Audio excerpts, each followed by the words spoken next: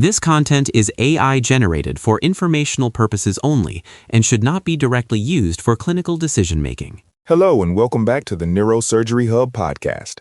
I'm Dr. Aris, Senior Attending Neurosurgeon. And I'm Dr. Alara, Research Fellow. Today we're looking at a fascinating new study from the Tel Aviv Medical Center, recently published in Acta Neurochirurgica in 2026. It's titled, Predictors of Shunt Responsiveness and Outcomes in Idiopathic Normal Pressure Hydrocephalus, a retrospective cohort study. This is a topic that hits home for anyone in the clinic. Idiopathic normal pressure hydrocephalus, or iNPH, remains one of those great mimics in neurosurgery. We see the classic Hakim and Adams triad, gait disturbance, cognitive impairment, and urinary incontinence, but the treatment response to shunting is notoriously variable. Exactly, Dr. Aris. The reported response rates in the literature range anywhere from 50 to 90% in the first year. This study really tries to pin down why some patients thrive after surgery while others don't. They looked at a cohort of patients evaluated between 2020 and 2022, providing that crucial one-year follow-up. Let's dive into the cohort. They started with a fairly large group, didn't they? They did. 183 patients were initially evaluated for suspected iNPH. Out of those, 167 met the criteria for suspected iNPH and underwent a high-volume lumbar puncture, or CSF tap test. What's interesting here is the breakdown of who actually moved forward to surgery. Right, because the tap test is our primary litmus test, even though its sensitivity and specificity are all over the place, anywhere from 26 to 87% depending on which study you read. In this TLVMC study, how many patients were actually deemed responders? Only 37%, that's 62 patients, showed improvement after the CSF drainage and were referred for shunting. Of those, 38 eventually underwent the procedure. That's a significant dropout rate from suspected to shunting, which reflects the clinical caution we often exercise. But let's talk about the clinical predictors they found. This is where it gets useful for residents in the clinic. What did the responders look like compared to the non-responders? The most striking finding was the presenting symptom.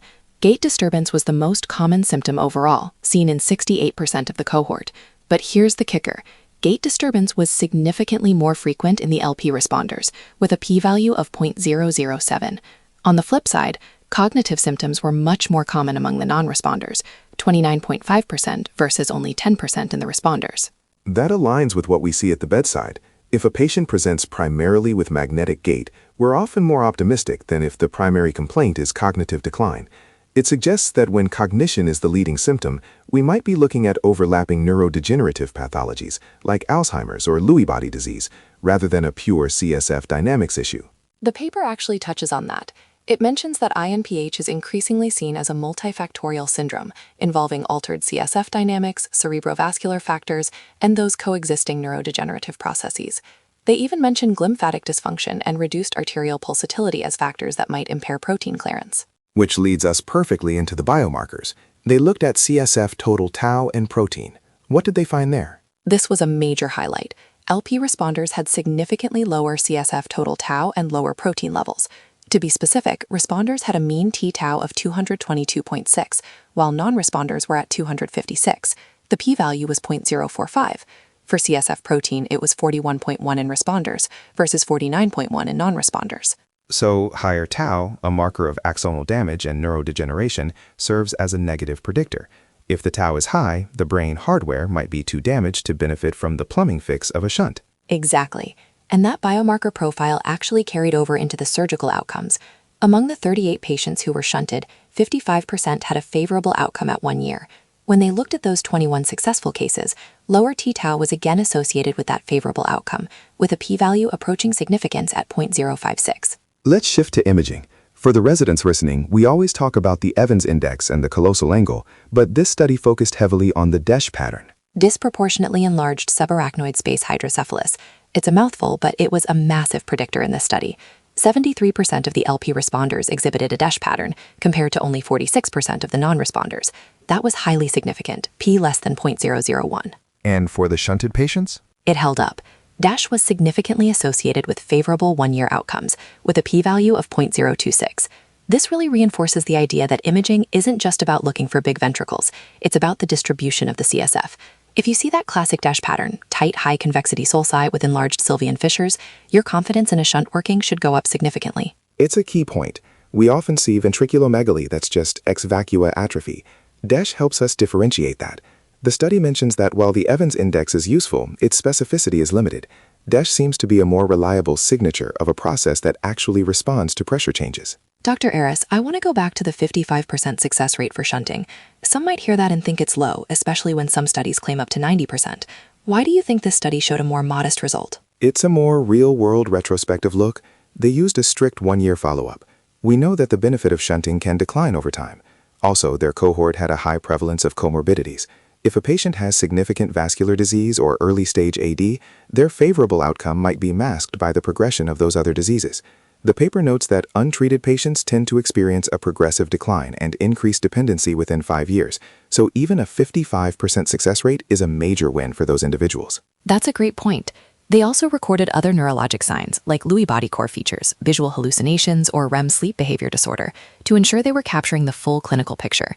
It seems they were very careful about patient selection, which makes the 37% response rate to the TAP test quite honest. Let's summarize the profile of the ideal shunt candidate based on this TLVMC data for our listeners. Alara, if you're in the clinic and you see a new referral, what are the green lights? Green lights. Number 1, gait disturbance as the primary and most prominent symptom. Number 2, a DESH pattern on imaging.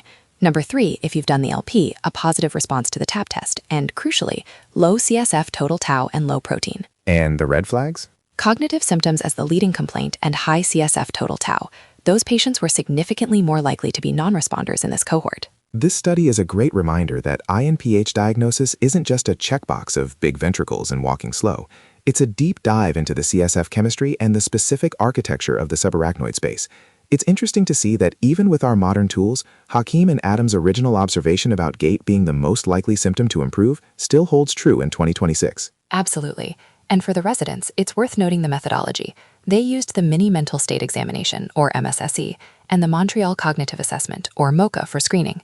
Standardizing those assessments is what allowed them to see that cognitive symptoms often pointed away from a shunt response. Any final thoughts on the study limitations or future directions? Well, it is a retrospective study, and the sample size for the actually shunted patients, 38, is relatively small, which they acknowledge.